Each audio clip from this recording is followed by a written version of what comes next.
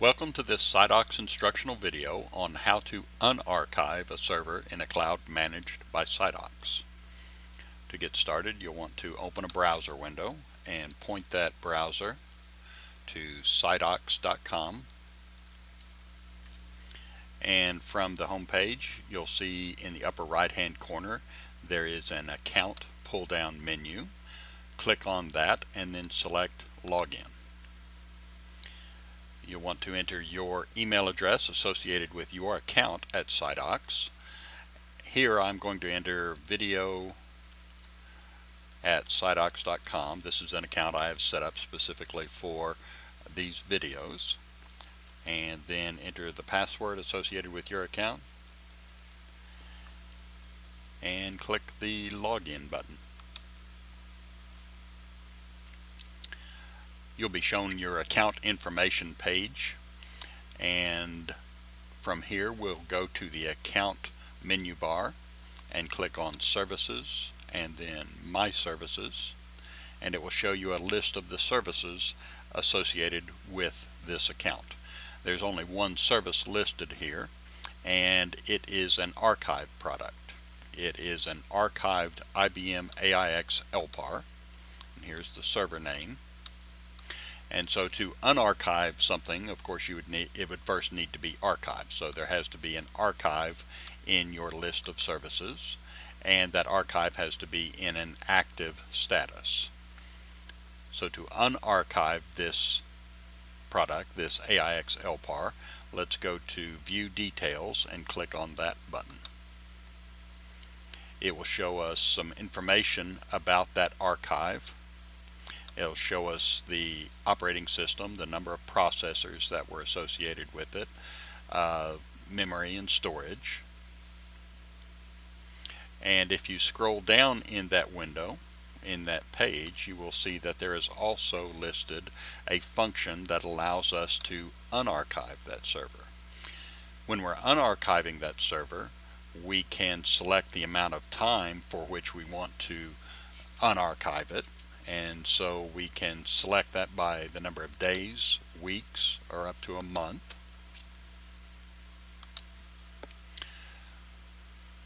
We'll choose to unarchive this for a day, and we could increase or decrease the number of processors if we wanted to do that. We'll leave it at the predefined value. We could also do the same with memory. We could increase or decrease the memory, and we'll leave it at the predefined value. And then we'll click the unarchived server button. So we've selected our options that we want with our unarchived server, and we'll continue by clicking the unarchived server button. This will show us our order summary for everything that we've ordered, and we have one item in our order summary.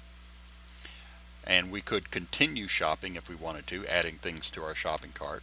For the purpose of this video, we'll just click the checkout button, and that will show us our checkout page, shows us everything we've ordered, shows us the details of the user associated with this order, shows us the payment information associated with placing this order. And from here we will click on the checkbox associated with the terms of service, and then click on the complete order button to begin the process of unarchiving this server.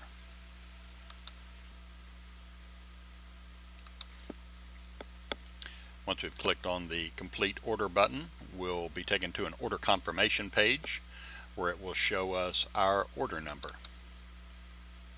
From here we can go back to the account menu bar, click on services and my services, and it will show us now that the AIX LPAR is in a pending state. It is renewing it. It is unarchiving it as a one-time short-term lease according to the configuration options we selected, and it is currently in a pending state. So it is out there renewing and unarchiving this server. So we'll wait here, we'll pause this video at this point and wait here until this process is complete. It'll take a few minutes for that to complete. Okay, I'm resuming the video now. The unarchive is complete and the LPAR is currently back up in an active state. So at this point we're showing on this page that the LPAR is still in a pending state. So I'll go up here and click the refresh button, and we'll see now that our LPAR has been unarchived. And here's our server name, and we see that it is now in an active state. So let's click on the View Details button. We see that we renewed or unarchived that for 1 day with 2 processors, 4 gig of memory, and we see our new expire dates and terminate dates associated with that LPAR that we unarchived.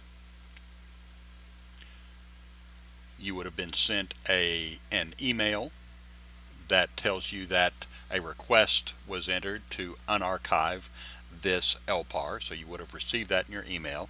Also, there was a support ticket that was generated. So if we go to the account menu bar, click on support and tickets, we'll see that we have a support ticket that shows us the system was unarchived. We click on that, it gives us the information that we would see in our email that we also received. If we have a problem, we can go to the account menu bar, click on open ticket, and we could enter a support ticket if we wanted to do so there. Again, to the account menu bar, click on services, my services, and we see our LPAR with our server name is up and active and will run for the length of time that we requested when we unarchived the server. If you need additional information about tasks and performing a variety of different services in SiteOx accounts in the SiteOx environment, you can go to siteox.com and go to the knowledge base. That the URL to that knowledge base is shown here. You could also go to the site menu bar, click on support and knowledge base, and that will take you to the knowledge base, where there are lots and lots of instructional videos out there. There's a list of services that SiteOx provides, and there's also a lot of how-to articles in that knowledge base. This is the end of this video, so thank you for listening and watching.